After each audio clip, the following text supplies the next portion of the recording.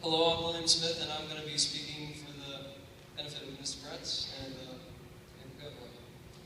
Here at MWMS, we all know Mr. Bretz, and if you've been here for a year or two, you may know that he is in fact a veteran, enlisting in 1995 at the age of 29, with hopes of grabbing an audition spot in the U.S. Army Band for his trombone playing. Mr. Bretz made his way to the service. He participated in many operations like Operation Enduring Freedom, the war in Afghanistan, Operation Iraqi Freedom, the war in Iraq, and Operation Joy Endeavor, a peacekeeping force in Bosnia.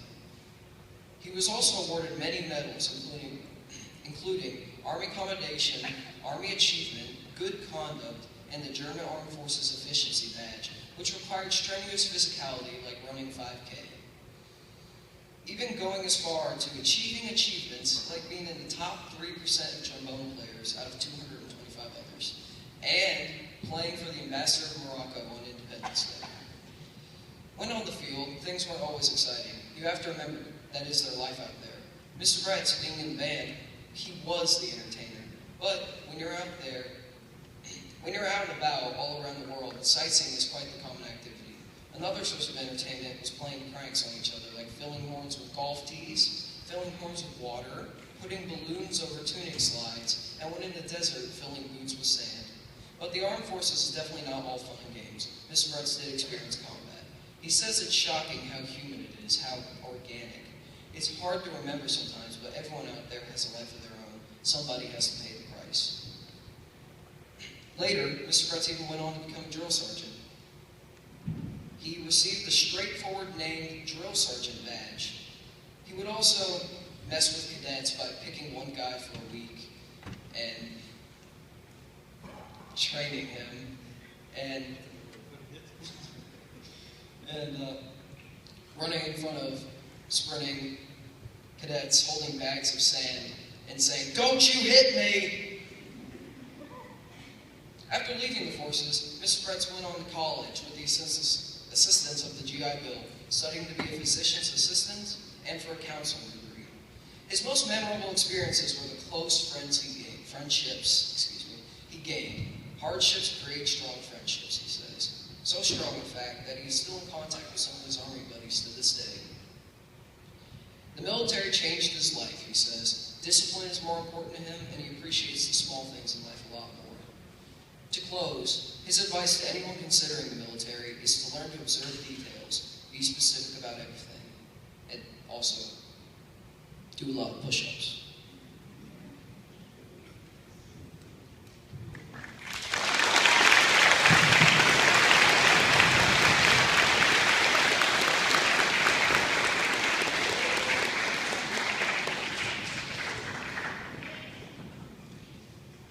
To close, I'd just like to personally thank Mr. Bretz and all of the other vets here today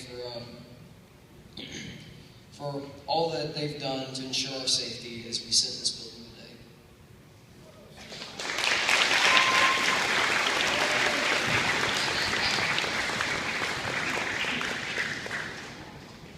I'm Emma Pinkley, and I'm here to represent Mr. Wood, even though he's not here today. So, just gonna start.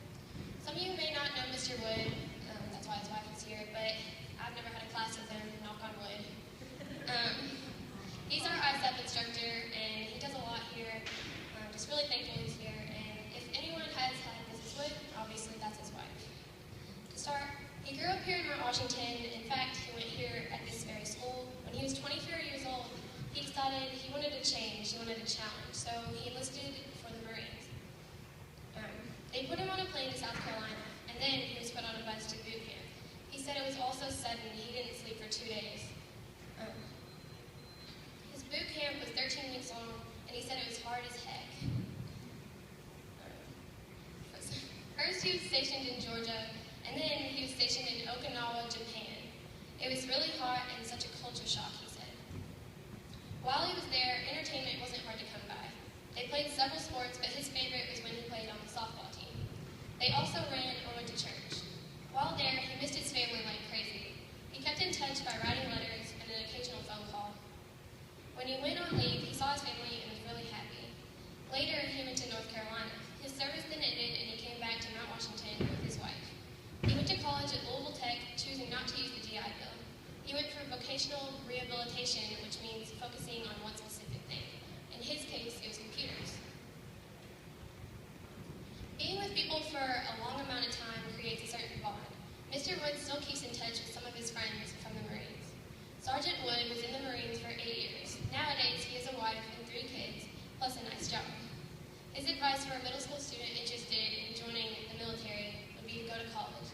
He says that college isn't for everyone, but it will definitely help you in life and just in everything.